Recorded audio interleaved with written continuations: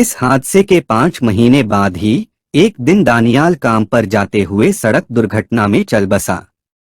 ज़ैनब की तो दुनिया ही उजड़ गई, लेकिन उसने अपने दुहक और दर्द को सब्र के साथ सहा। जबकि निखत उसके विधवा होने पर संतुष्ट थी कि अब वह मायके चली जाएगी, अंदर रहेगा ही नहीं तो कौन बजेगी बांसुरी, उसने सोचा और दिल ही दिल में मुस्कुरा उठी। अम्मी, आप हमेशा कहती हैं कि कोई अच्छी लड़की मिले तो आप हमजा भाई की शादी कर देंगी। समझिए, लड़की मिल गई, ओवैस ने उत्साह से कहा। ज़ैनब और हमजा उसे घूरने लगे। तुम नौकरी के लिए इंटरव्यू देने गए थे या लड़कियां देखने, हमजा ने पूछा। भाई, मैं इंटरव्यू देने ही गया था, लेकिन लौटते समय एक बहुत ही मासूम और खूबसूरत लड़की दिखी। उसे देखते ही मुझे आपकी याद आ गई, ओवैस ने शरारत से कहा। हमजा ने चौंक कर कहा, जहां तक किसी लड़की को देखने की बात है वो समझ में आती है, लेकिन तुम्हें उसके घर का भी पता चल गया। यह बात मेरी समझ से बाहर है। भाई, इसमें इतना गुस्सा करने वाली क्या बात है, ओवैस ने बुरा मानते हुए कहा। जो सबक अम्मी हमें सिखाती आई हैं, क्या तुम उन्हें भूल गए, हमजा के लहजे में नरमी थी। भाई, मैंने जानबूझकर उसे नहीं देखा था, बस अचानक नजर पड़ गई। अगर गलती से भी किसी नामहरम पर नजर पड़ जाए तो तुरंत नजरें झुका लेनी चाहिए, हमजा ने गंभीर स्वर में कहा। ठीक है भाई, मान लिया कि मुझसे गलती हो गई, आगे से ध्यान रखूंगा। बस आप इतना बता दें कि क्या उस लड़की का रिश्ता आपके लिए मांग ले, ओवैस ने चुटकी ली। पसंद तुमने की है, शादी भी तुम ही कर लो, हमजा ने चिढ़कर कहा। भाई, कैसी बातें कर रहे हैं, मैंने उसे बहन की तरह देखा है और बहन ही कहा है। मैं अपनी बात से पीछे नहीं हटूंगा। अगर तुम अपनी बात से पीछे नहीं हट सकते तो मेरी भी सुन लो। मैं किसी ऐसी लड़की से शादी नहीं कर सकता जो किसी अजनबी की बातों में आकर उसके साथ चल पड़े, हमजा गुस्से में अपने कमरे में चला गया। ज़ैनब ने सब सुना और मुस्कुराकर बोली, ठीक है, अगर तुम कहते हो तो मैं एक बार देख लूंगी। अगर उसका कहीं और रिश्ता तय न हुआ हो तो मैं बात भी कर लूंगी। ओवैस खुशी से उछल पड़ा। शानदार अम्मी, यही तो मैं चाहता था, वह बोला और खाना खाने में मशगूल हो गया। क्या हो गया ये? गलती दाऊद में नहीं, मुझ में थी। अब क्या करूं? कैसे छुटकारा पाऊं इस डायन से, नगहत ये सोचते हुए प्लान बनाने लगी। फिर एक ख्याल आते ही उसके चेहरे पर एक मक्कार हंसी आ गई। कुछ दिनों बाद वह अपने भाई शीदे के घर पहुंची, जो गुंडागर्दी के लिए मशहूर था। क्या बात है आपा, क्यों इतनी परेशान लग रही हो, शीदे ने नगहत के चेहरे पर चिंता की लकीरें देखकर पूछा। भाई, क्या बताऊं, उसी की वजह से परेशान हूं। उसने तो मेरी नाक में दम कर रखा है। मैंने सोचा था कि दानियाल के मरने के बाद ज़ैनब अपनी मां के घर चली जाएगी, लेकिन ये तो मेरे ही सीने पर मूंग दल रही है। अब तो बीबी के पैर जमीन पर नहीं लग रहे।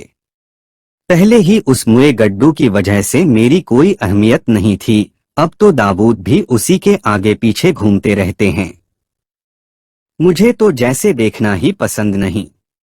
मेरी भी कोई जिंदगी है क्या? नगहत ने अपने दिल का गुबार निकालते हुए शीदे को कहानी सुनाई।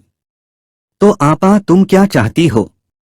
बस मुझे बता दो कि तुम्हें किस तरह खुश किया जाए, शीदे ने सीधा मुद्दे की बात पूछी।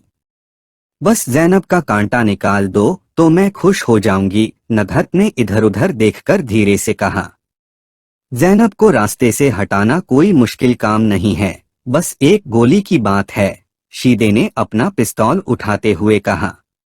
नहीं नहीं, उसे मारना नहीं है, नगहत डर गई। क्यों? अगर जान से नहीं मारना तो और क्या करना है, शीदे ने समझने की कोशिश की। अगर सिर्फ ज़ैनब का मामला होता तो ठीक था, लेकिन दाऊद अपने बच्चे के कातिल को कभी माफ नहीं करेगा।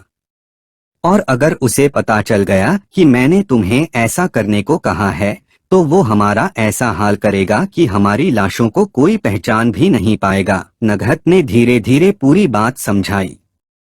हाँ आपा, तुमने सही कहा। दाऊद जितना शरीफ है उतना ही खतरनाक भी। उसकी दुश्मनी से खुदा बचाए। लेकिन फिर तुम ही बताओ क्या करना है? शीदे ने भौहें चढ़ाकर पूछा। ज़ैनब को ऐसी जगह भेज दो जहां से वो कभी वापस न आ सके, नगहत ने राजदारी से कहा। हाँ, ये हुई ना बात। ठीक है, जिस दिन तुम और ज़ैनब घर में अकेली होगी मुझे इशारा दे देना, मैं आ जाऊंगा, शीदे ने सीना तान कर कहा। यही घर है अम्मी, ओवैस ने एक ब्राउन गेट के सामने गाड़ी रोकते हुए कहा। फिर गाड़ी से उतरकर उसने बेल बजाई। दरवाजे पर खड़े नौकर से अंदर संदेश भिजवाया और खुद इंतजार करने लगा। थोड़ी देर बाद नौकर ने आकर बताया कि अंदर आने की इजाजत मिल गई है। अम्मी आप अंदर चलिए, मैं थोड़ी देर में आकर आपको ले जाऊंगा, ओवैस ने कहा। ज़ैनब झिझकते हुए अंदर दाखिल हुई। घर नहीं बल्कि एक बड़ी सी हवेली थी। पुराना डिजाइन, लेकिन हर चीज करीने से सजी हुई। नौकर ने अंदर जाने का इशारा किया और बाहर निकल गया। ओह, ये ओवैस मुझे कहाँ ले आया? ज़ैनब को गुस्सा आने लगा। जी फरमाइए, मैं आपकी क्या मदद कर सकता हूँ? दाऊद साहब ने सोफे पर बैठते हुए कहा। वो, मैं अपने बेटे के रिश्ते के सिलसिले में आई हूँ, ज़ैनब हिचकिचाते हुए बोली। इतना कहते ही दाऊद साहब का फोन बज उठा। जी, मैं दाऊद ही बोल रहा हूँ, दाऊद ने फोन उठाया। ज़ैनब को जैसे जोर का झटका लगा। सामने वही चेहरा था, लेकिन अब दाढ़ी थी। आधे से ज्यादा बाल सफेद हो चुके थे। आंखों पर चश्मा, झुर्रियों से भरा चेहरा और थकी हुई आंखें। वो उसे देखते ही पहचान गई। पल भर में उसका पूरा अतीत उसकी आंखों के सामने घूमने लगा।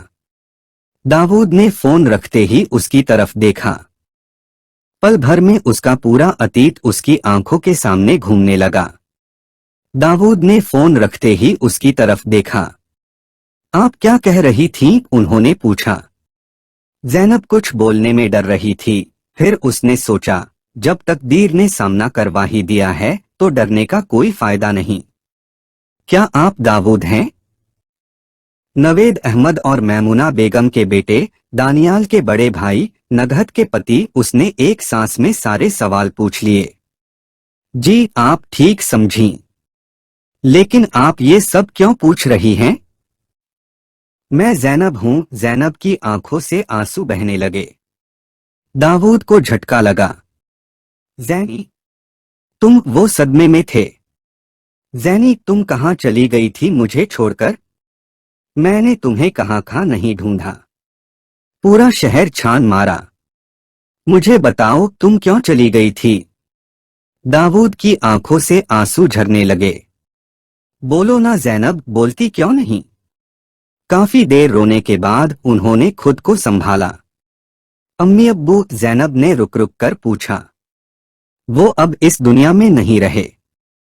लेकिन बताओ तुम पर क्या गुजरी? क्या आप मेरी बात पर यकीन करेंगे? ज़ैनब ने बेयकीनी से कहा। बिल्कुल, दाऊद ने संजीदगी से कहा।